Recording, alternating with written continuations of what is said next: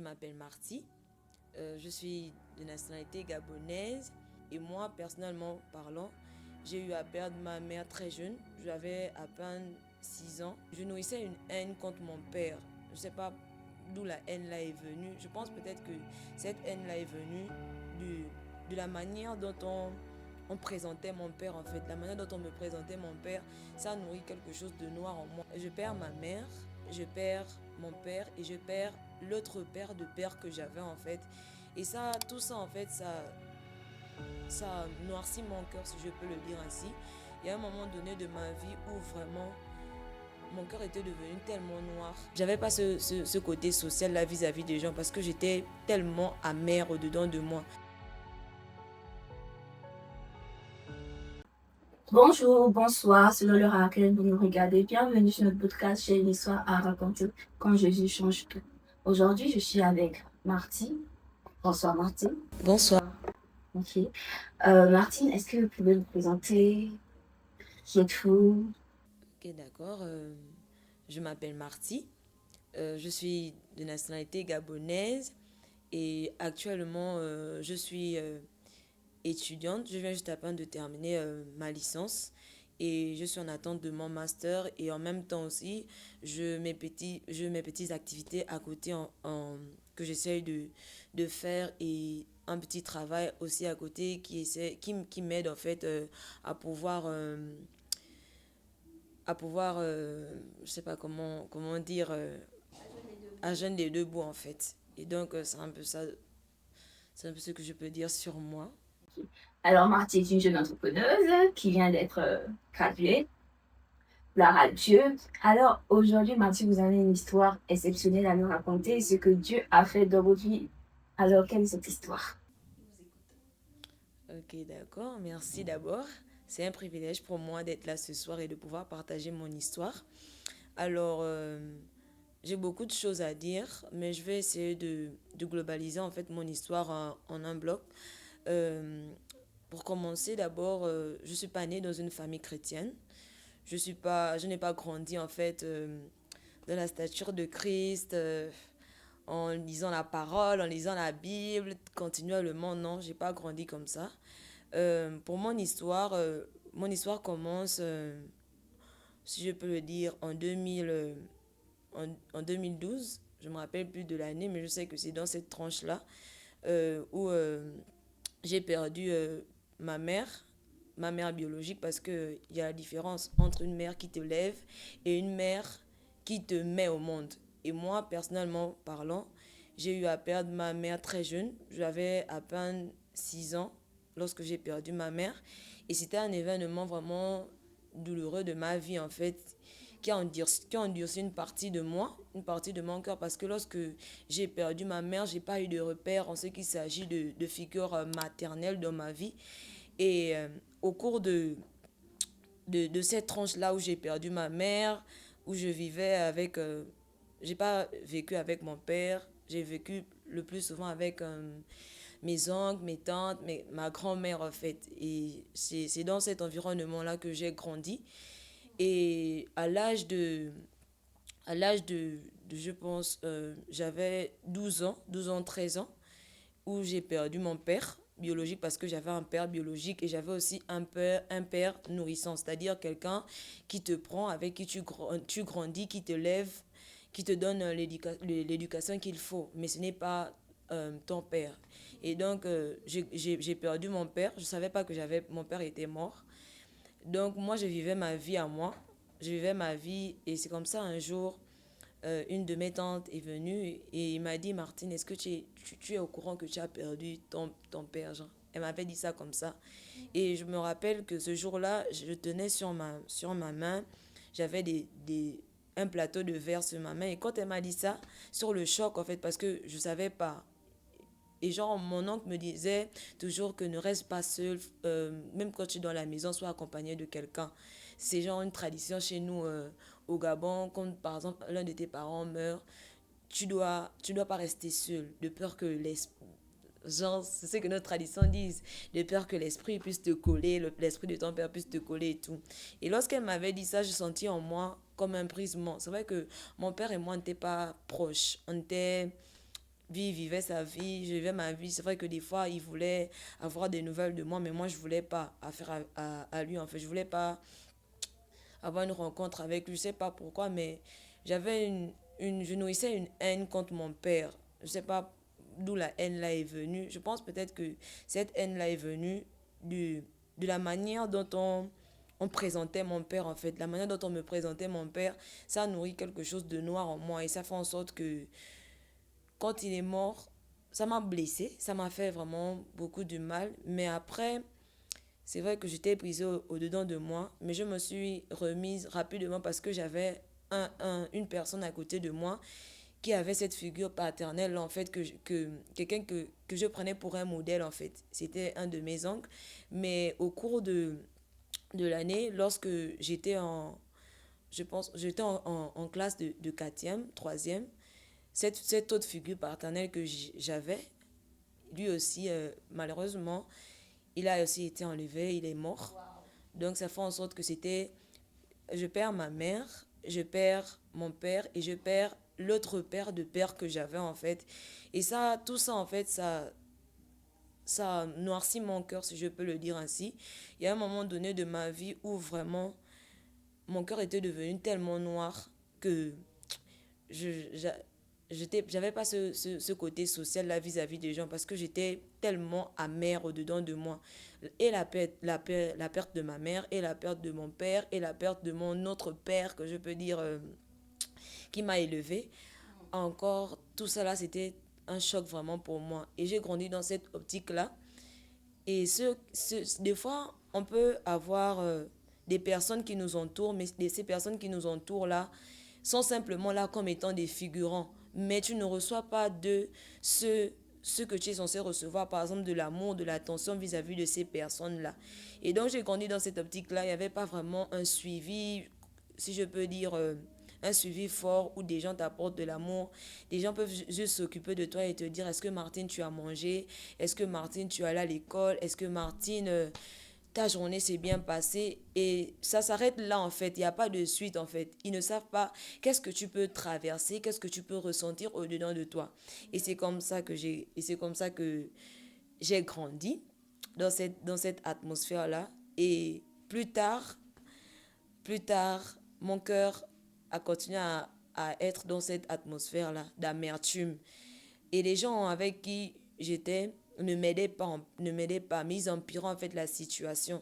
Je parle d'empirer la situation dans quel sens? C'est-à-dire que, tu vois, il y a des paroles, certaines paroles qu'on te dit qui te rend qui te rend fragile. Et à ces paroles-là, des fois que on me disait, qui ne me favorisaient pas, mais qui me renfermaient encore de plus en plus.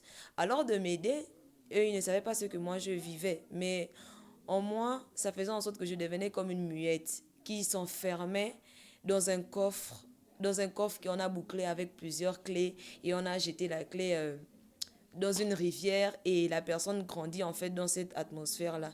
Et moi, ce coffre-là, je pense, je peux dire que j'étais enfermée à l'intérieur parce que je n'arrivais plus à parler. Je n'arrivais plus à parler. Même lorsque je vivais des situations qui sont traumatisantes pour ma vie, je n'arrivais plus à parler. Je n'avais plus de mots en fait par rapport à ça. Ce qui fait en sorte que j'ai grandi sans pourtant m'ouvrir à quelqu'un, sans pourtant parler à quelqu'un. J'étais renfermée à moi-même. Il y a des fois, je pouvais être là avec ma soeur. Des fois, j'ai envie de lui dire des choses, mais je ne trouvais pas l'important. Je me disais que à quoi ça sert de parler si après, soit on va me juger, ou bien on va encore enfoncer le couteau encore dans ce que je ressens. Et j'ai grandi dans cette... Ça fait en sorte que je puisse dériver complètement très sombre. Et ce qui fait en sorte que il y a des personnes que j'ai rencontrées dans ma vie qui m'ont emmené encore à dériver encore plus. Donc, c'est-à-dire, je parle de dériver encore plus, c'est-à-dire à rentrer dans l'alcool, à rentrer dans les sorties, à rentrer dans fumer. Parce qu'à un moment donné de ma vie, ça m'est arrivé, hein, où je prenais de l'alcool, où je fumais, où je faisais des choses vraiment qui n'étaient pas conformes, en fait, si je peux le dire. Ce n'était pas conforme à la loi, en fait.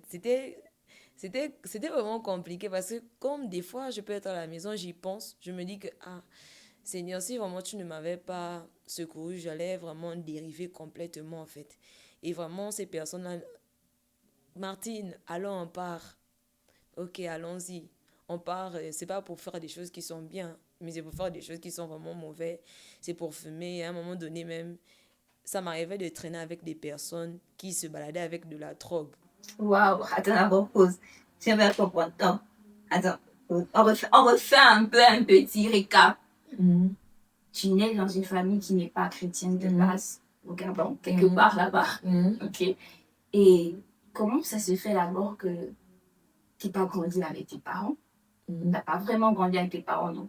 Tu as grandi avec ce père, ce troisième père que tu, ce deuxième père que tu nous as dit, deuxième père, pas troisième, deuxième père que tu nous as dit. Donc tu grandis avec, on l'appelle souvent l'oncle, donc ton oncle, ok? Et ta mère décède. À ce moment que ta mère décède, est-ce qu'il y a souvent des liens entre vous? Vous ne vous parlez pas complètement, il n'y a rien. Non, non. Bon, moi, avec ma mère, moi, comme je dis, j'étais, comme je peux le dire, peut-être je ne l'ai pas mentionné, hein, mais avec ma mère, j'étais tellement proche. Moi, ma mère, je ne voulais même pas partir à l'école parce que je voulais simplement rester avec ma mère. Moi, j'aimais ma mère. J'avais en fait, ma mère, quand elle était là, elle nous cajolait en fait. Genre, et c'était quand j'étais toute petite en fait. Et je pense que de toute petite jusqu'à l'instant où je l'ai perdue et tout ça en fait, il y avait un manque en moi en fait. Avec ma mère, je m'entendais en fait. Moi, j'ai vu comment ma mère est morte. Je l'ai vu mourir. J'ai vu à un moment donné ma mère qui sombrait dans la folie en fait. C'est-à-dire que tu peux être avec la personne ne te reconnaît plus. Elle ne sait plus qui tu es en fait. Et moi, vraiment, j'ai vécu ce moment-là où je voyais ma mère sombrer. J'ai vu ma mère comment elle mourait en fait. Je l'ai vue quand elle était à la maison, elle est rentrée dans la folie. Il y a des fois même, c'est toi qui es obligé de genre, des fois, tu prends de la nourriture, tu es obligé de donner à ta mère parce que elle n'a plus, en fait, ce genre usage de sa mémoire, usage de ses mouvements, en fait. Et moi, vraiment, j'ai vu ma mère mourir. Il y a des moments où elle sortait de la maison. euh, Tu vois, en fait, une personne qui court et part. Genre, tu ne sais même pas ce que la personne est en train de dire, en fait. Et moi, personnellement parlant, ça m'est arrivé, en fait, vraiment pardon, excusez-moi, ça m'est arrivé à un moment donné de voir en fait ma mère dans cet état, même quand je suis partie à l'hôpital parce que quand elle est tombée malade, elle était, si je peux dire, dans le coma. Elle est rentrée dans un coma de près, je sais pas, je sais plus à mesurer en fait le nombre de temps parce que c'était, j'étais en fait petite, il y a certaines choses que j'ai complètement oubliées et ma mère elle est rentrée dans un coma. Et quand je partais voir ma mère à l'hôpital, je regarde ma mère, je vois que bon, elle ne peut même pas me regarder, mais je vois simplement des larmes en fait qui coulent de ses yeux et tout ça là. Qui coulent de ses yeux et tout ça là en fait, ça m'a marqué parce que moi vraiment, j'ai vécu avec ma mère, j'ai vu comment ma mère elle est morte. J'ai vu comment ma mère elle est morte. C'est mon père que j'ai pas vu, j'ai juste appris en fait de la manière tragique dont il est mort parce que lui quand il est mort écrasé faute d'un accident de travail et tout. Et quand j'ai appris ça, ça m'a vraiment rempli de douleur. Et donc, quand je vois tout ça, je dis que bon, c'est un peu ça. J'ai vraiment vécu avec ma mère, j'ai connu ma mère et tout. Donc, on a le fait que tu as vécu avec ta mère. Il y a eu vraiment beaucoup de temps difficiles, le temps jusqu'à quand elle est passée, comment on dit, de l'autre côté. Voilà. Et c'est, donc si je comprends bien, au début tu étais avec ta mère, c'est après le décès de ta mère, vu que ton père et ta mère n'étaient plus ensemble, on peut dire ça. Et donc, vu que ton père et ta mère n'étaient plus ensemble, c'est après le décès de ta mère quand on va chez ton oncle.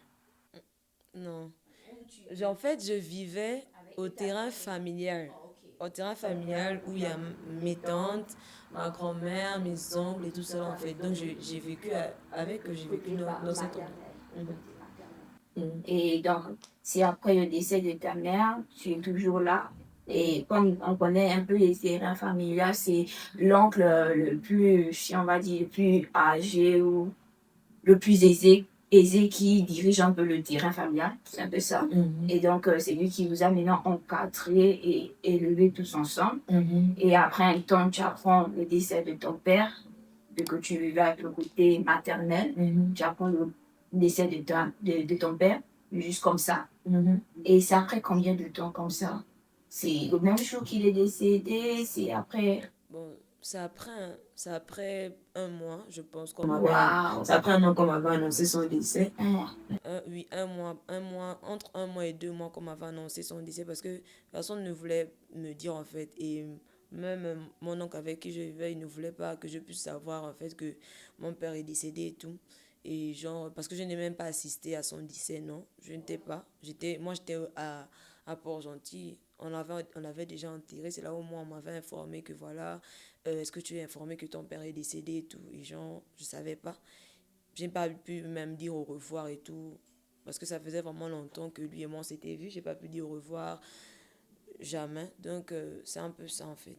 C'est un peu ça. Là, des études coupées de là, on peut conclure que déjà, côté paternel et maternel, il y avait déjà une séparation.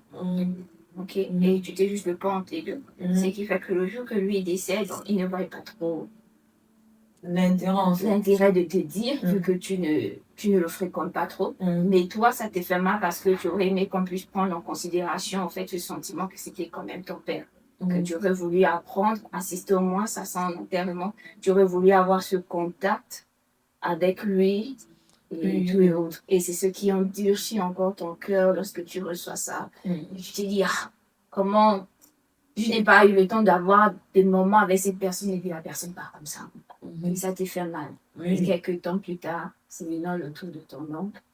Celui-là qui t'élève, qui te montre un peu de cet amour paternel que tu n'avais pas reçu de ton père. Et lui aussi, tout à coup, il part. Et ça t'endurcit encore le cœur.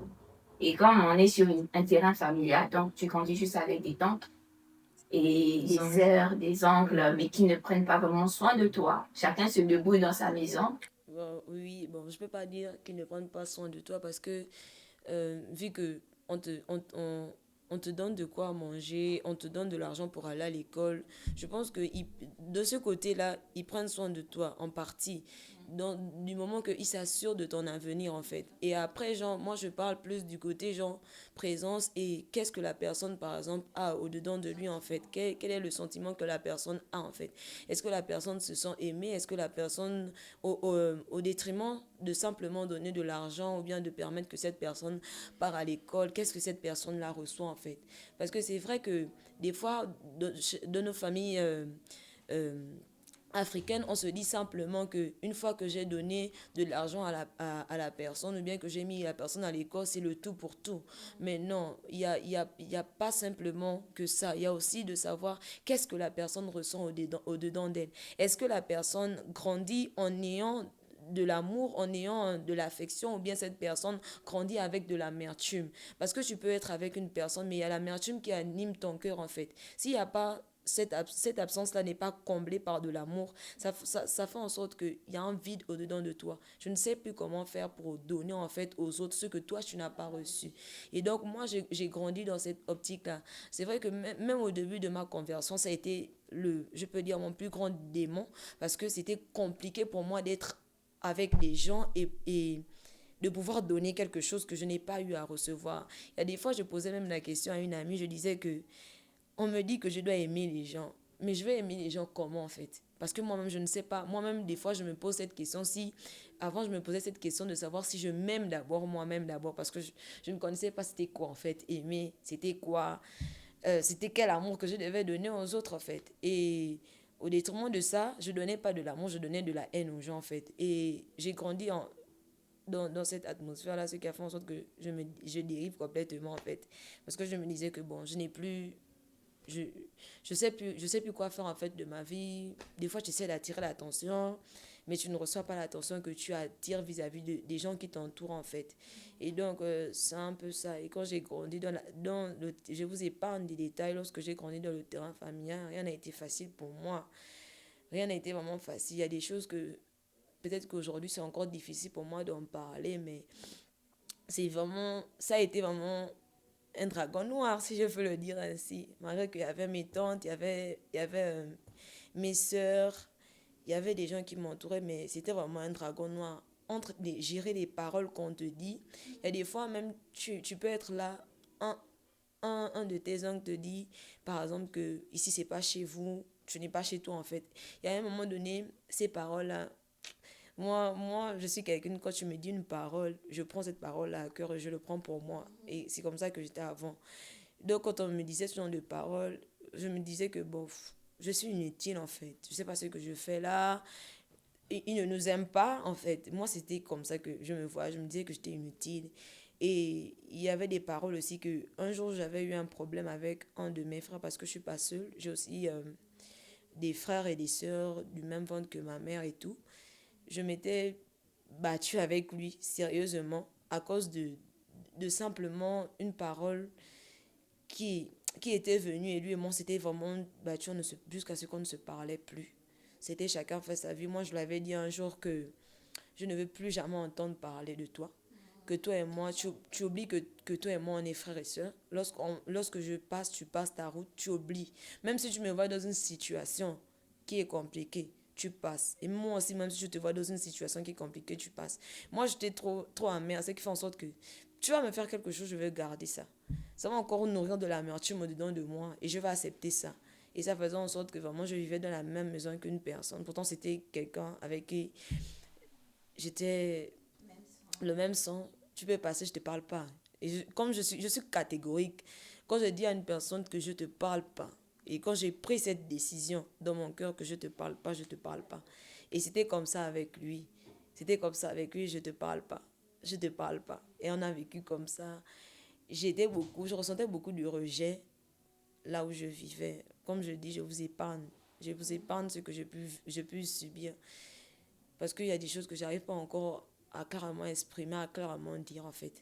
Et vraiment, ça a été vraiment un dragon noir, malgré que j'étais avec mes frères. Et à un moment donné, je pouvais être dans la même maison que des gens, mais je ne sais pas quoi dire en fait. Et c'est comme ça que j'ai grandi. Et c'est comme ça qu'on en est en avance. Et lorsque j'étais là où j'étais, il y a un de mes oncles éloignés de la même maison que je vivais, qui ne cessait de me faire, tu vois, un oncle qui passe son temps à te faire des attouchements, tu vois. Qui veut genre, il te désire.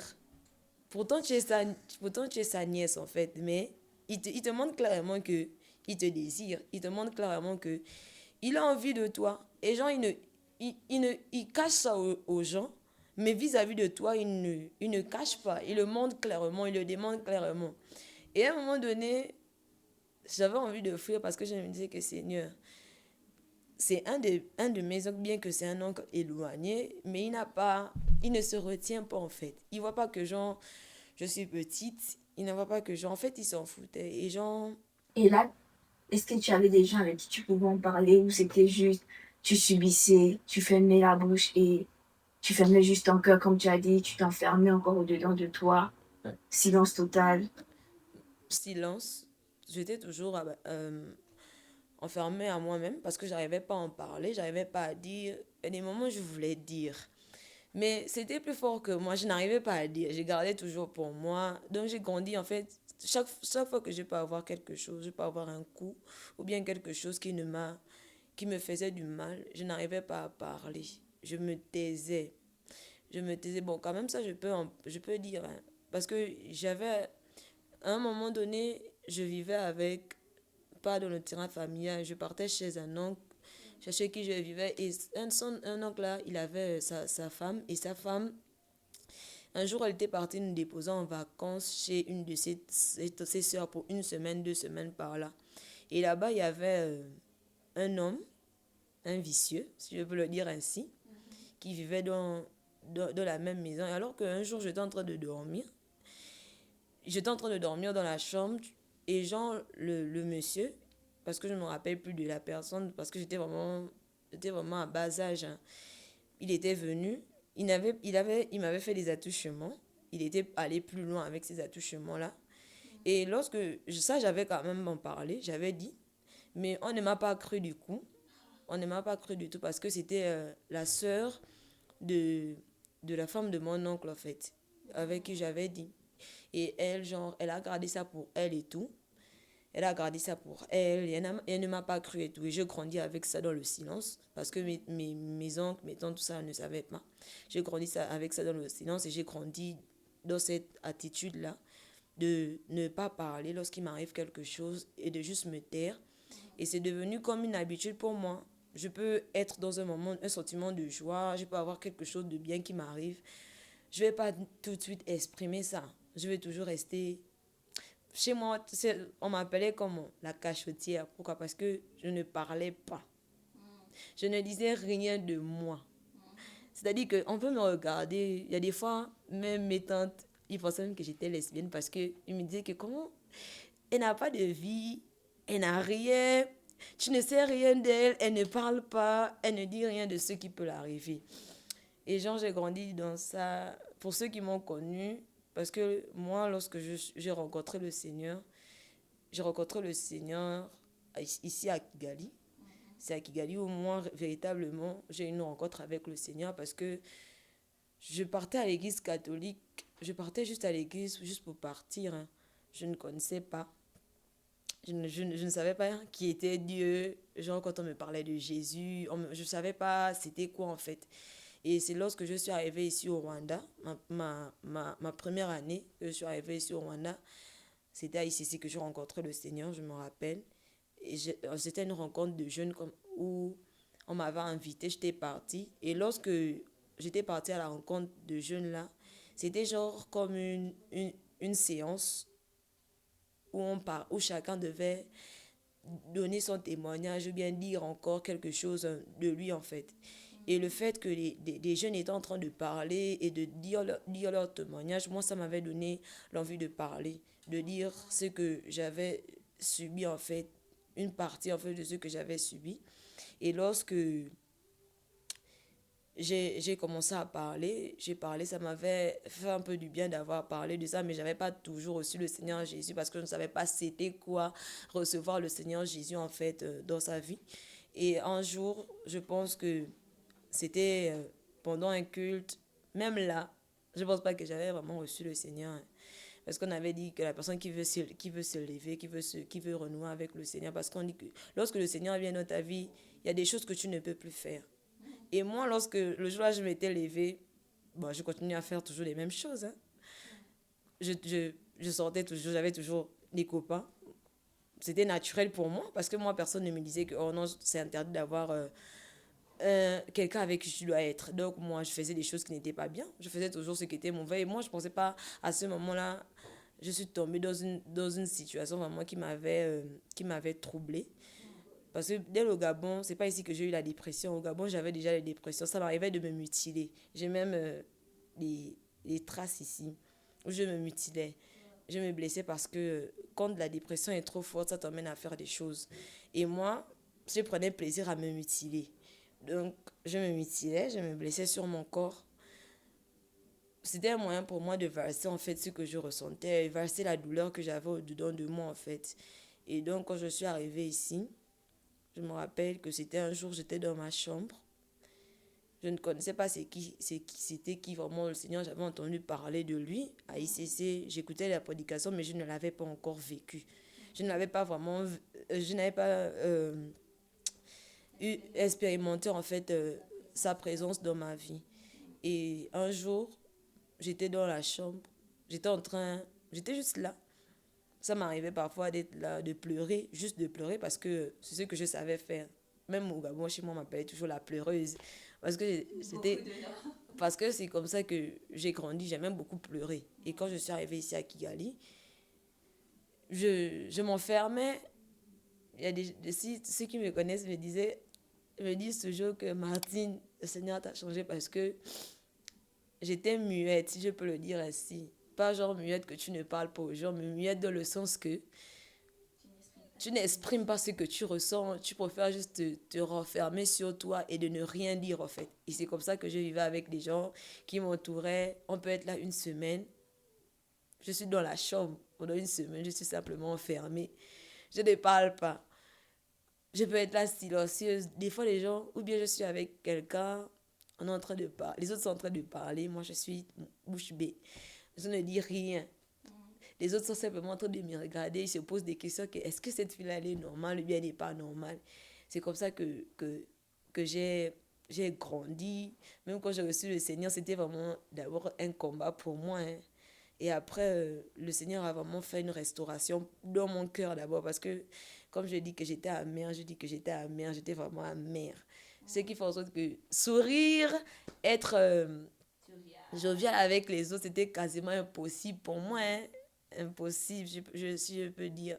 C'était impossible pour moi. Moi, j'étais toujours la mine amarrée.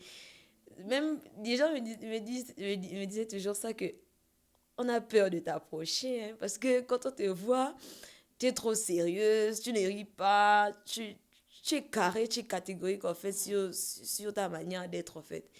Et c'est comme ça que tout a changé pour moi. Mais aujourd'hui, je pense que le Seigneur a voulu que je passe par tous ces événements-là pour me donner un témoignage glorieux.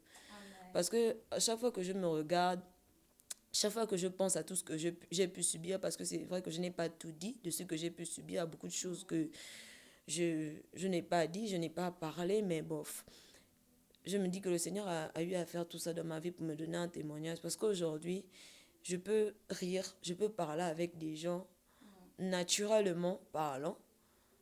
Parce que c'est le Seigneur qui a eu à faire ça en fait. Avant, c'était pas... même moi, des fois, je me dis que c'était quasiment impossible. Ça ne pouvait pas arriver. Venant de moi, ça ne pouvait pas arriver. Et il n'y a que Dieu en fait qui peut faire ça en fait. Qui peut faire ça dans la vie d'un être humain. Et moi aujourd'hui, si aujourd'hui je ris, si aujourd'hui je parle facilement avec certaines personnes, c'est parce que je me dis que je viens vraiment de loin. Waouh, vraiment, c'est une fierté ce témoignage. Parce que dans le témoignage de Martine, on peut relever vraiment beaucoup de choses. Premièrement, c'est un témoignage et on partage un témoignage pour qu'on puisse voir un peu ce que beaucoup de personnes vivent au quotidien. Alors, chers parents, vraiment chers parents, oncles, tantes, tanti, quand vous vivez avec une personne qui ne parle pas beaucoup, qui ne s'exprime pas énormément, prenez le temps vraiment de faire asseoir la personne pour comprendre pourquoi cette personne ne parle pas. Ne nous arrêtons pas tout simplement à juger la personne, à dire que non, cet enfant ne le comprend pas, il ne s'exprime pas, il est tout le temps renfermé, tout. Essayez de comprendre. Et s'il vous plaît, on a pu remarquer par son témoignage que l'amour est la base de toute chose. L'amour, c'est pas tout simplement donner le nécessaire, manger, se vêtir, tout là, mais c'est aussi prendre le temps de s'inquiéter de cette personne physiquement, mais aussi mentalement, comment elle va, comment cette personne, chaque matin, se réveille et avec quoi. Par exemple, prenez le temps de demander, chers parents, s'il vous plaît, qu'est-ce que l'enfant a rêvé, comment a été sa nuit. Et on peut aussi voir qu'il y a eu aussi cette épreuve, comme Marty pouvait dire, où elle a pris le temps de s'exprimer, mais personne n'a pris le temps de comprendre ce qu'elle disait. S'il nous plaît, nos enfants n'imaginent pas souvent des dessins animés comme ils se réveillent, au fait. Si un enfant nous dit, ou même une personne nous exprime que non, j'ai l'impression qu'un tel a des regards sur moi, prenons le temps de s'asseoir et de dire, c'est vrai que je connais un tel, mais pourquoi l'enfant parle comme ça? Pourquoi la personne dit ça? Ça va vraiment éviter des challenges et des difficultés. Comme nous pouvons voir, elle a eu à passer par plusieurs défis qu'on aurait pu éviter. Mais comme elle a dit, c'était un témoignage glorieux que Dieu est en train de faire afin qu'une personne puisse être touchée et changée à travers ce témoignage. Amen. Alors, Marty, moi, j'ai juste cette question pour toi. Si aujourd'hui tu devais t'adresser à une personne qui a eu à traverser ce genre de situation ou qui traverse ce genre de situation, qu'est-ce que tu peux tout simplement dire à cette personne? Bon, moi, le conseil que je peux juste donner à cette personne-là, parce que, vous savez, nous tous, on n'a pas le même cœur, hein. Aujourd'hui, je peux donner un conseil à une personne qui traverse la même situation que moi, mais la personne parfois ne va pas prendre le cas de la même façon. Parce qu'il y a deux catégories. Il y a ceux-là qui ont déjà reçu le Seigneur, et pour ceux-là qui n'ont pas reçu le Seigneur, c'est encore difficile pour eux de pouvoir sortir de là. Mais si le conseil que je peux donner à une personne par rapport à à mon témoignage, c'est juste premièrement d'abord, de parler, de vraiment parler, même si c'est difficile. Le simple fait de pouvoir parler, le simple fait de se confier à une personne, ça peut tout changer en fait. Et vraiment, c'est ce conseil-là que j'aimerais donner personnellement à une personne qui n'est pas convertie. Et à une autre personne, j'aimerais juste dire que ton témoignage, ce par quoi tu passes, c'est un témoignage glorieux que le Seigneur est en train de te donner. Et de ne juste pas te lamenter, de ne juste pas abandonner, mais de croire que, de ne pas te lamenter sur la situation à laquelle tu fais face actuellement. De juste te dire que tout ira pour le mieux et que Dieu est là, il est présent avec nous.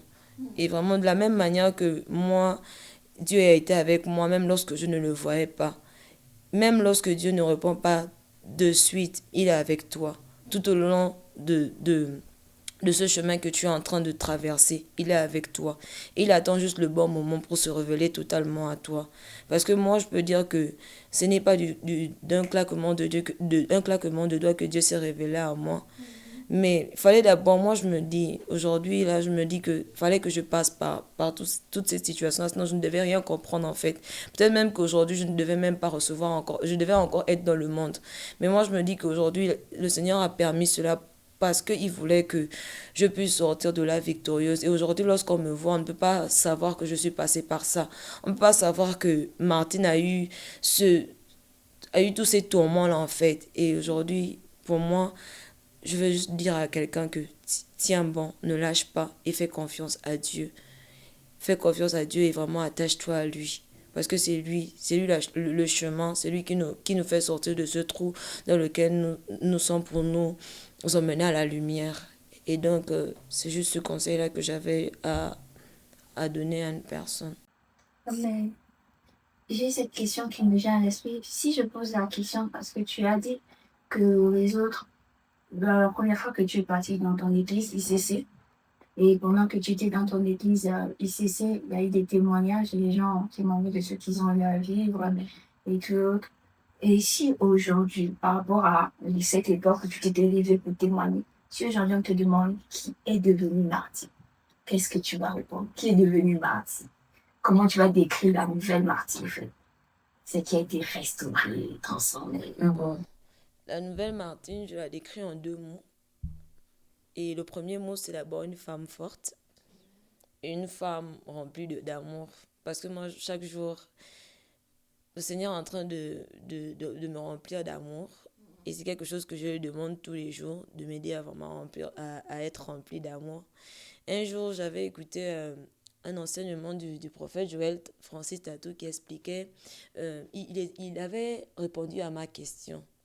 C'est une question que je me posais, il disait que je me posais cette question de savoir que Seigneur, comment je vais donner de l'amour à quelqu'un si je n'ai pas reçu de l'amour. Et il disait que de laisser le Seigneur te remplir de son amour. C'est lorsque le Seigneur t'aura rempli réellement de son amour, c'est là où tu pourras donner de l'amour à quelqu'un. Et donc chaque jour, je dis amour, pourquoi? Parce que même le petit amour que je montre à ceux qui m'entourent, c'est déjà glorieux pour moi en fait, par rapport à avant. Et donc, je me décris en ces 2 mots-là, femme forte surtout, parce que peu importe aujourd'hui ce par quoi je peux passer, je reste toujours cette femme forte-là qui ne baisse pas devant les épreuves ou bien devant ce par quoi elle peut passer. Voilà pourquoi je peux même passer par des épreuves, personne ne va savoir parce que je me suis dit que c'est d'abord Dieu en fait. Même lorsque je passe une situation, mon appui c'est Dieu parce que c'est lui qui a toujours été mon appui. Bien qu'il y avait des autres autour, c'est Dieu qui a toujours été mon appui. Donc aujourd'hui là, je me vois comme cette femme forte là. Cette femme forte là, bien qu'au-dedans de moi, il peut y avoir de la fragilité, mais je me vois comme cette femme forte. Donc, c'est un peu comme ça que je peux me décrire aujourd'hui. Et souriante, parce que j'ai souri plus qu'avant. Donc, ça me fait du bien. J'ai souri plus qu'avant et aujourd'hui, j'avance. Donc, c'est un peu ça. Amen. Vraiment, merci Martine pour aujourd'hui. Je pense que cette histoire n'est pas encore finie. Il y a encore plein de choses à raconter, mais on espère que prochainement tu reviendras pour nous raconter la suite. Amen. Mais Martine a évoqué qu'il y a 2 sortes de personnes qui traversent ce genre de situation. Il y a ceux-là qui sont en Christ et il y a ceux-là qui n'ont pas Christ. Alors moi, je voudrais d'abord m'adresser à toute personne qui n'a pas encore reçu Christ. Christ veut être un soutien pour toi. Il veut être un pilier pour toi. Il veut t'accorder la grâce d'expérimenter tout comme Martin, la joie, la paix et te transformer en une personne d'amour comme il est en train de faire avec Martin. Amen. Alors si aujourd'hui tu tombes sur cette vidéo, non, ne suis pas ton cœur parce qu'il y a une personne, là où personne ne veut t'entendre, là où personne ne veut être là pour toi. Il y a une personne qui a déjà tout payé à la croix et qui veut être là pour toi, qui veut t'entendre et qui veut te consoler. Amen. Et pour toi qui nous suis et qui a Christ en toi, dis-toi que c'est l'histoire qu'il est en train d'écrire avec toi. Ce sera pour édifier, pour aider, pour consoler aussi demain, après-demain, comme Martin le fait aujourd'hui, le cœur d'une autre personne. Et il est avec toi. Et comme on le dit souvent, il est dans ta barque, il est avec toi dans ses vents et dans ses marées. Et il est en train d'écrire une belle histoire avec toi. Aie confiance en Dieu, comme elle a dit, le Dieu fidèle, il agit en tout temps. Merci d'avoir été avec nous aujourd'hui. Avant de nous laisser, est-ce que Marty, tu peux adresser encore au Père une prière pour toutes ces personnes qui passent par là? Seigneur, mon Dieu, mon roi, je viens encore te rendre grâce encore, Père. Merci encore, Seigneur Jésus, parce que tu nous as permis encore en ces temps de pouvoir parler encore, Seigneur, et de témoigner encore. Seigneur, alors que nous sommes dans ta présence encore, Seigneur, je viens encore te recommander encore chaque personne qui passe par cette situation par laquelle je suis passée, ô Dieu de gloire, ô Dieu de bonté. Seigneur, c'est toi qui sondes des cœurs et des reins, Seigneur. Si en ce moment, pendant que nous sommes en train de prier, il y a un cœur, Seigneur, meurtri, il y a un cœur désespéré, il y a un cœur, Seigneur, qui a horreur de la vie actuellement, Seigneur, je t'en supplie, que toi seul, Seigneur, tu viennes encore, ô Dieu, déverser ton esprit, déverser ton amour encore dans le cœur de cette personne, dans le nom de Jésus. Ah Père, que tu relèves une personne en ce moment, Père, qui est sur le point même de se suicider à cause de ces choses, ô Dieu de gloire, ô Dieu de bonté. Père, je t'en supplie, interviens, Seigneur, dans la vie de ma sœur, car, Seigneur, actuellement, il y a plusieurs femmes qui ne cessent, ô Dieu, de traverser par ces situations, qui ne cessent, ô Dieu, d'être traumatisé par les situations de la vie. Seigneur, je t'en supplie, Abba Père. Sois un refuge, Père, pour un désespéré. Sois un refuge, Père, pour celui-là qui a perdu même le goût de vie. Seigneur, je t'en supplie, Abba Père. Seigneur, maintenant que nous sommes en train de prier, Seigneur, je prie que tu déverses, oh Dieu, ton huile fraîche dans le cœur de quelqu'un. Tu déverses, Seigneur, ton atmosphère dans la présence de quelqu'un. Je t'en supplie, oh Dieu de gloire, oh Dieu de bonté. Seigneur, que tu viennes encore détacher, dénouer, Seigneur, tout lien, Père éternel, qui repose dans la vie d'une femme ou bien qui repose dans la vie d'un frère ici présent, Seigneur Jésus. Père, permets, oh Dieu, que cette atmosphère, Père, cet endroit où nous venons nous exprimer soit, Père, Seigneur, un endroit de témoignage réel, Père, où des vies sont transformées, où des vies sont restaurées à travers le témoignage d'une personne. Seigneur, je t'en supplie. Oh Père, béni sois-tu, Seigneur Jésus, que ton nom soit glorifié encore, Père, que ton nom soit magnifié encore pour tout ce que tu ne cesses de faire et pour l'œuvre que tu as commencé en cet endroit, Père. Seigneur, je te rends grâce, Père, d'un cœur reconnaissant. Je te dis merci encore, Seigneur. Merci encore, Abba, Père. Merci pour ta présence. Merci pour ton amour, Seigneur. Merci surtout pour ta fidélité, ô Dieu de gloire. Seigneur, je te rends grâce, je te bénis. C'est dans le nom puissant de Jésus que j'ai ainsi prié et je dis Amen. Amen.